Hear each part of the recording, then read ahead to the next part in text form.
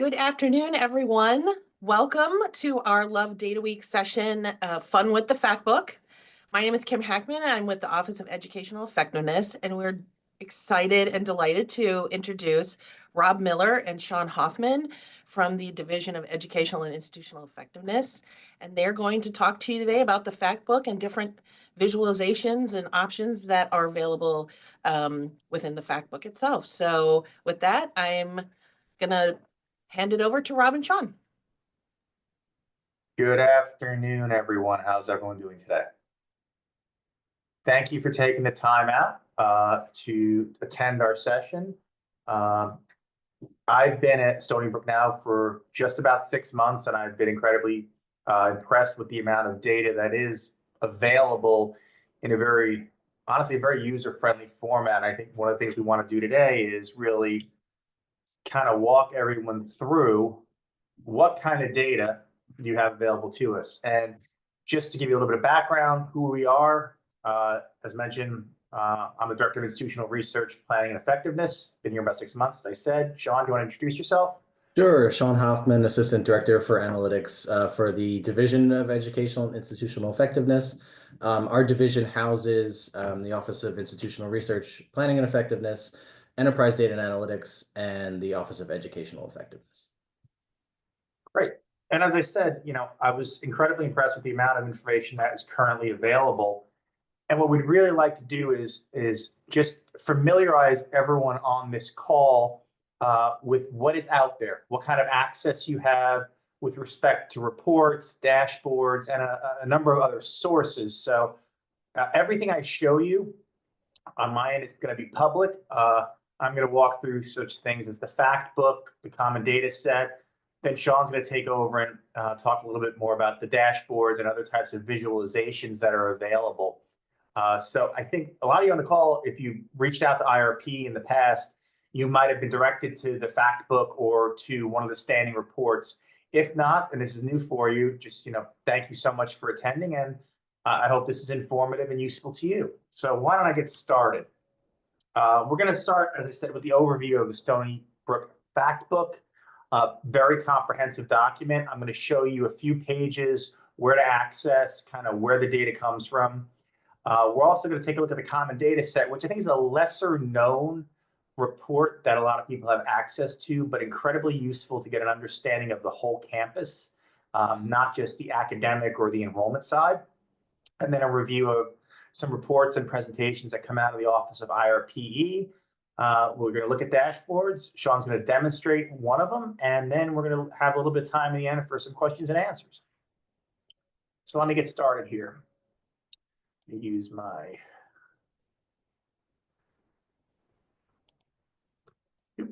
one second here. Oh, and my computer just froze. And I will jump in here to say that in the past, the easiest way for me to find this has been to Google Stony Brook Fact Book or IRPE Stony Brook Fact Book. It's pretty well saved in Google's history, and will come up when you search for that via Google. The actual web address will take you to IRP's website if you were to navigate there. Rob, would you like me to share the fact book? No, I got it. You got it. I got it. Just had a little bit of a freezing, which is now taken care of. So I'm not sure how many of you have actually been to this site. Can everyone see the Stony Brook University website?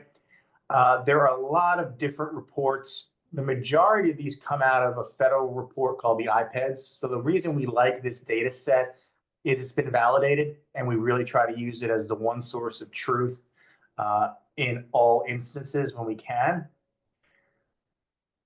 So for example, I want to start. The biggest one a lot of times we're asked for is enrollment. People want to know how many students we have.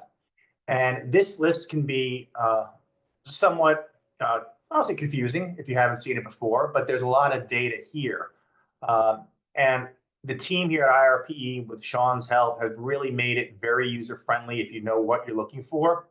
So for example, let's say I just wanted to know how many undergraduate and graduate students we've had over time. You scroll in. Now, what's nice is we have two options. You can view it as a PDF, or you can view it in Excel. So depending on what you want to do, a lot of times we download in Excel, so it's easier to manipulate. But if I just open up the PDF right now, can everyone see the PDF, or am I in a new window? Okay, good. So as you can see, this is a pretty comprehensive enrollment table. It goes back to 1957 when there were a grand total of 148 students.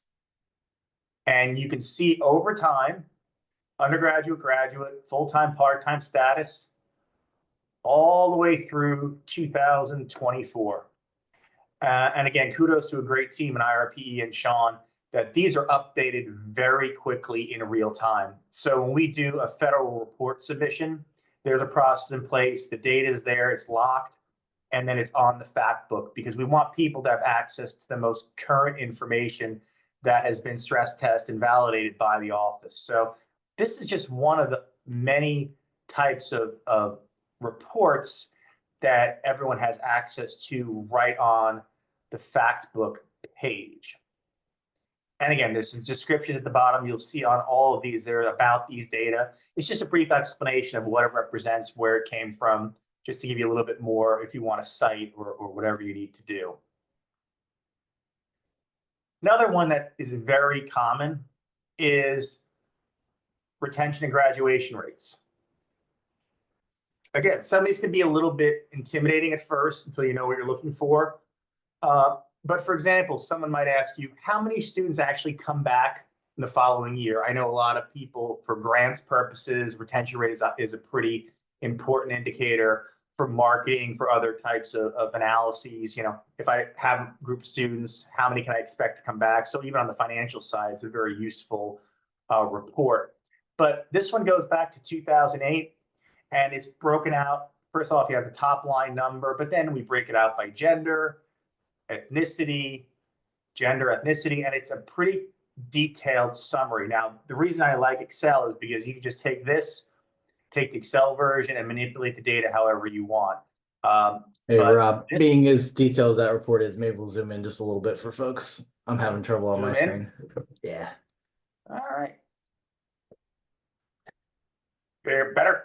I think so. Thank you. No worries. So again, this is just for example, the first time full-time freshman retention rate, basically what percentage came back in the following year. And it's good to look at historical trends. What are the most current numbers? And as I said, the team does a great job of keeping this as up to date as possible. We wait till the data has been validated, reviewed, and then immediately goes on to the fact book site. And again, there are some notes at the bottom. Ethnicity categories were combined, just some history in the bottom, just context available to anyone that wants to take a look. So again, a lot of information here. And pretty easily accessible.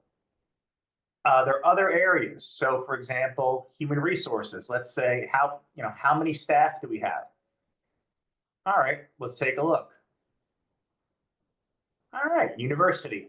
What it includes? Head count by gender, full-time, part-time, and then you have percentages.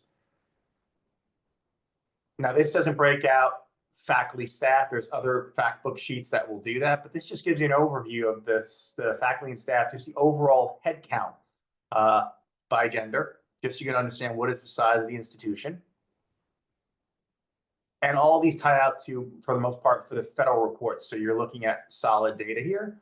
And it has a level of granularity that we think would be useful for different types of analyses. Again, if there's something that's not at the fact book level, that's when you just contact IRPE and we get a little bit more into the weeds if you need it.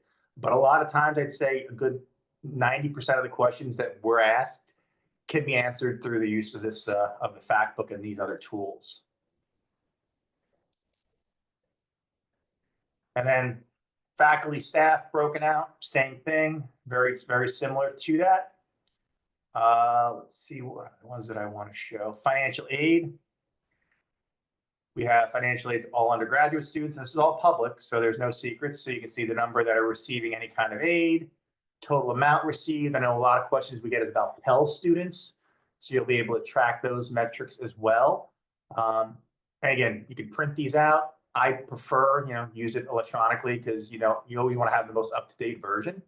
But again, it's in PDF and Excel, so there's a wealth of information. And you go into this column, you'll see, I'm not gonna go through every one.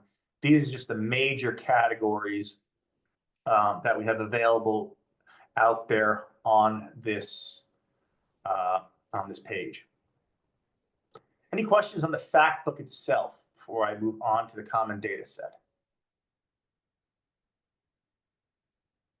No? Rob, I'll just jump in as you're pulling the other one up to say, folks, feel free to use those reports as a starting place. And if you do have any questions about what they mean or how to interpret them or use them, reach out to, Rob or myself, and we can help interpret those for you. But they're intended to give you a starting place without having to wait for any of that. And I do see a question coming in.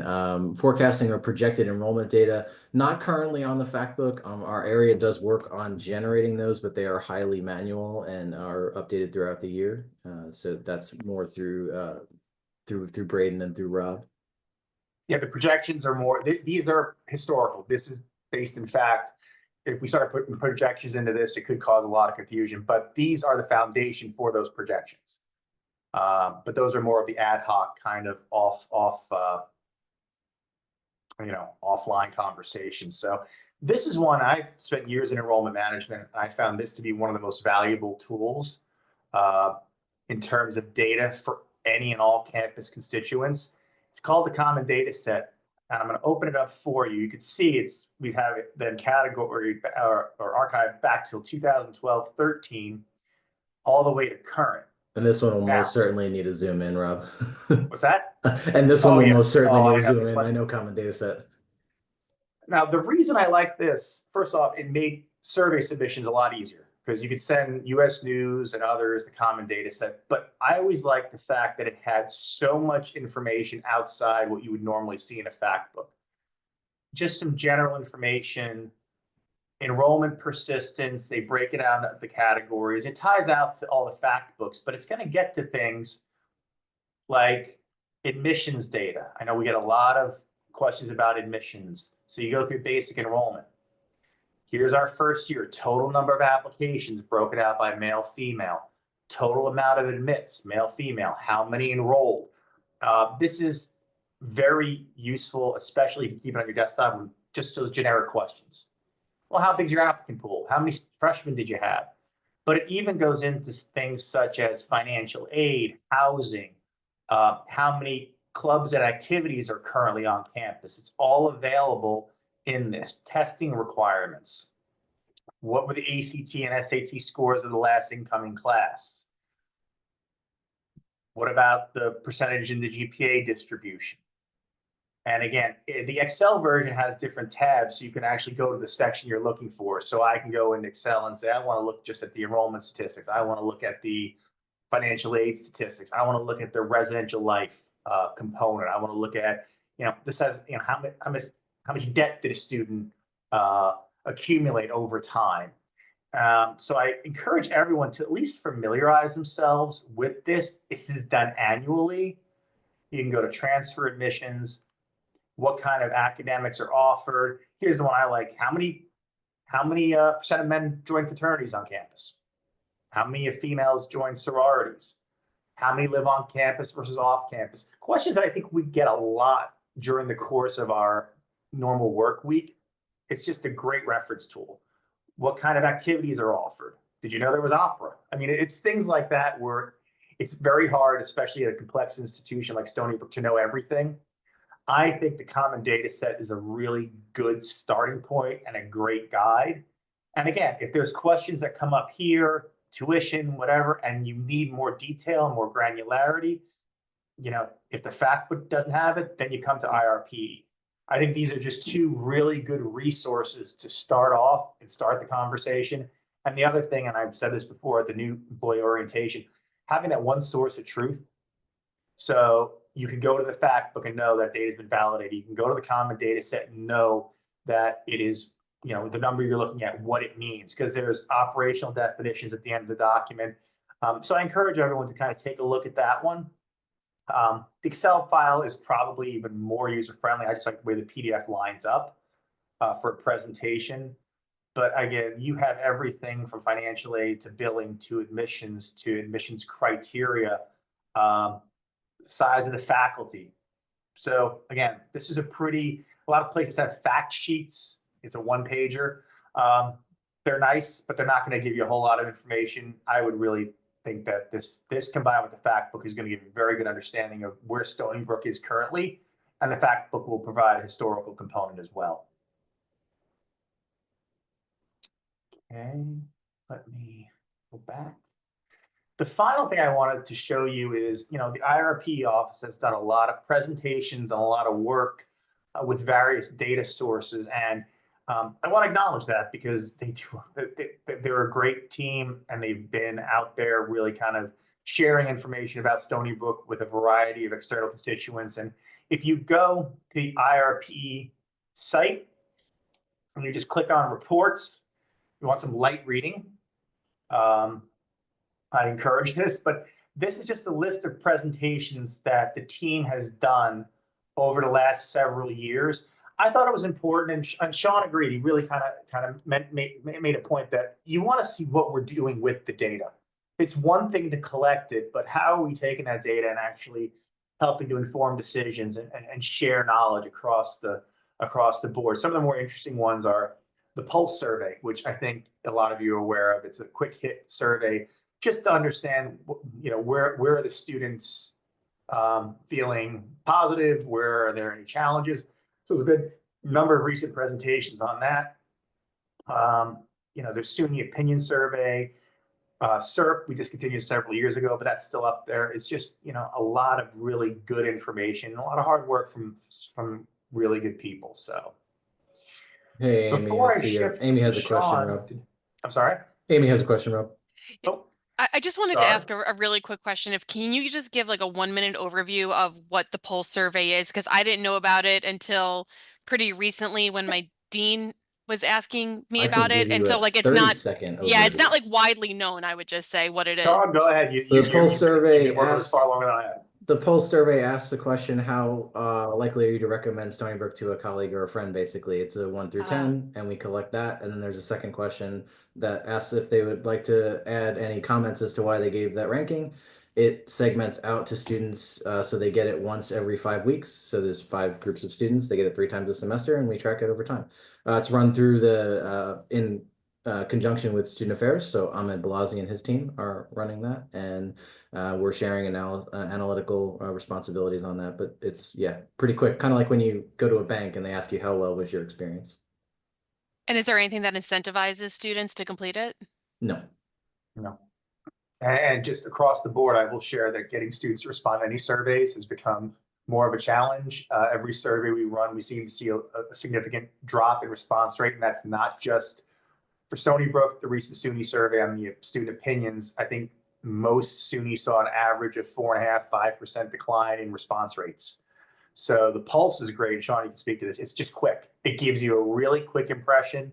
It allows for comments, but it's not something they're going to have to dedicate a lot of time to. So it's a very good tool. Great, thanks. Any questions about the fact book or the common data set? I actually used to use that. Candidly, I used the common data set as a training tool for my staff. When I worked in enrollment management, they all got a copy of the common data set. It was kind of their go-to when they would go out on the road or they would be behind a college fair table. So I think, for anyone that starts at Stony Brook, it might be a really good place for them to kind of acclimate themselves to the university. So I'm going to stop my screen share so Sean can take over and show you the really fun stuff. I had the boring stuff, not going to lie. I had the PDFs and the Excel sheets. He's got a lot better stuff than me. Thanks for teeing it up, Rob. I get to look interesting. But so I'm going to start back at the Factbook page, just to say that we're going to talk about the public resource today of dashboards. Some folks may have interacted with me before for looking at our Tableau server Stony Brook Analytics dashboards, which are behind a firewall, which do contain identifiable information, race, ethnicity, gender, can get down to single cell sizes and FERPA protected data. So we're not going to view those dashboards today. But if you do have a need in your job function for student level data, you can either reach out or you already have access there. and we can discuss that. I am going to talk about what's publicly available for all the university and the rest of the community that want to know about Stony Brook. So you can share this with anyone on campus, off campus, wherever you'd like. And then I did want to demo an upgraded dashboard that is going to be available both on the server and publicly. It's going to show the same thing because it doesn't get down super identifiable with any protected information, but it's got some new functionality that we're pretty proud of. So to get to public dashboards, there's two ways. So they're available via the Factbook page, which is on IRPE's website by just clicking the dashboards button. I will also show you that if you end up on our division page, and you end up in our analytics area where we have the server that you can log into, under resources, there is a link to public dashboards. So we can, I'm going to close out these other two options really quick.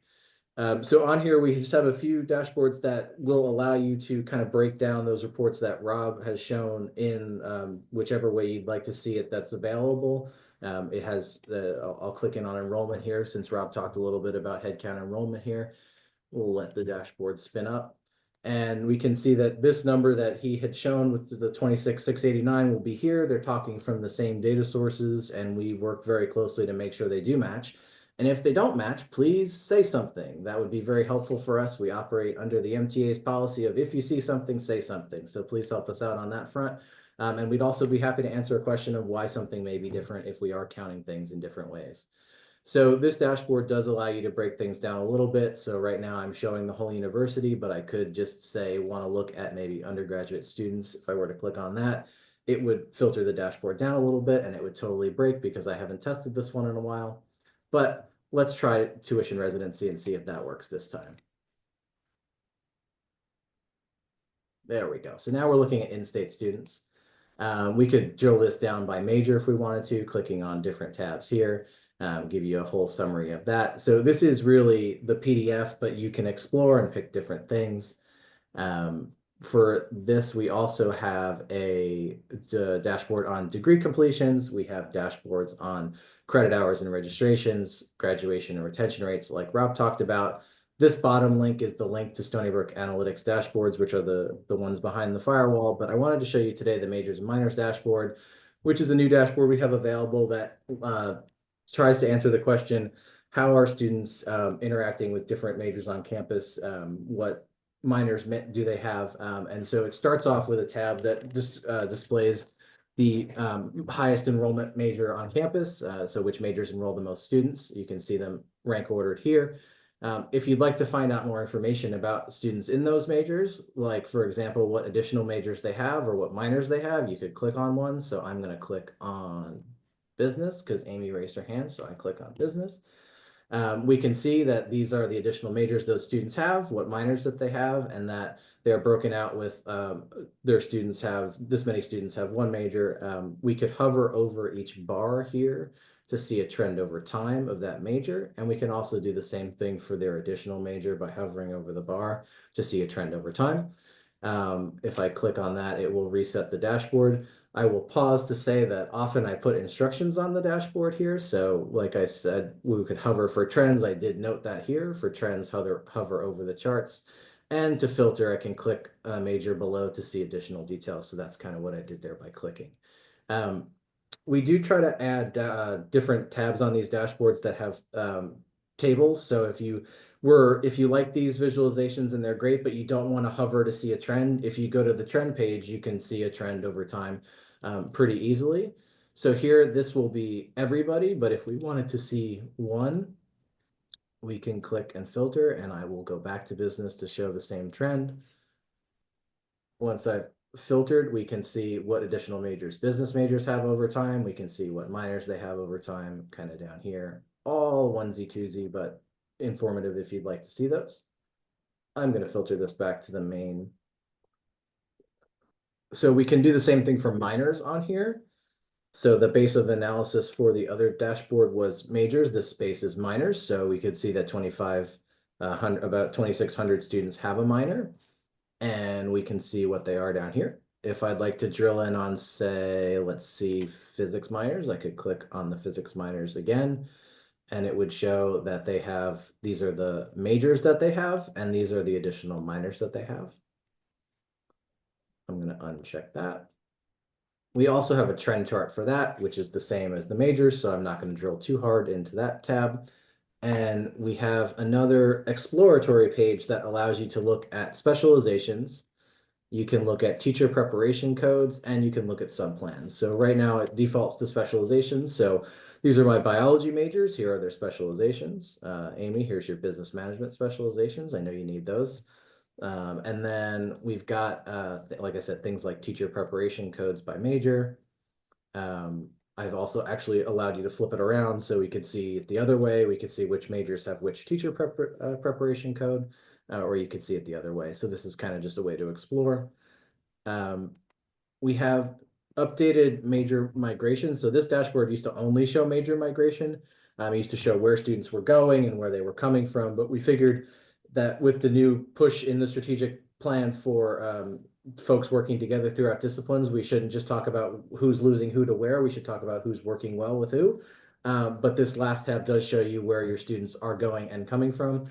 At a high level, this does show that where Stony Brook students go from one fall to the next. So from fall 23 to 24, a little over half of them were enrolled in the same major. A little around a quarter of them graduated before the next fall. 13% or so changed majors, and 10% didn't come back. We could see that in the reverse to say from fall 23 to fall 24, where did my students come from versus where did they go? And if we wanted to see details of that, you could switch over to this next tab here, and it will show you, if we pick a major here, I'm going to pick on applied math because that was my major. And we could see that of the students enrolled in a different major next fall, they went to computer science, they went to business, they went to math at this rate. So this is kind of the ability to drill into all those. And I thought this was something that I wanted to show folks is now available publicly. Like I said, we do have this available also on Tableau server with a few more filters, but nothing earth-shattering, but this is now available to everyone. So I'm going to go back to the main tab and I'm going to stop share because we've got time for a few questions.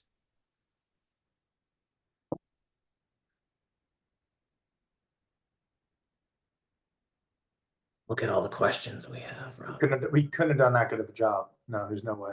I just want to give a plug for Sean, because if there is something that you want and it's not there, if the data exists, he will create a dashboard for you. So I just want to say, like, get in there, play with it. It is a rabbit hole.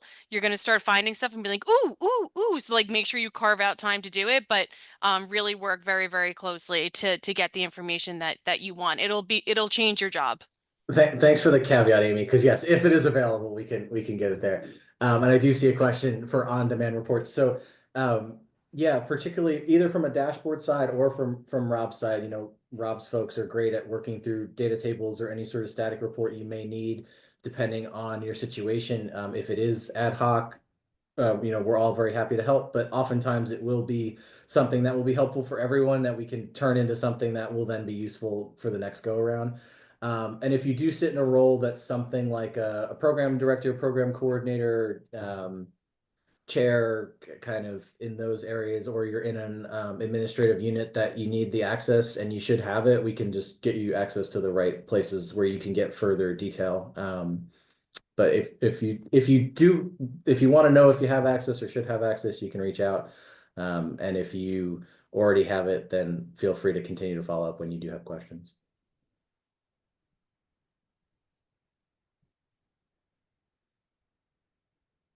All right.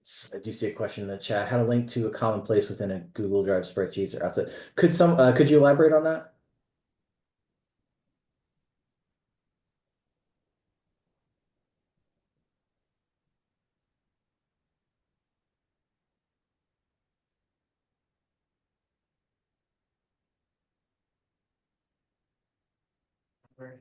Hello, can you hear me? Hi. Yes. Sorry, I thought I would write, but maybe it is better to speak.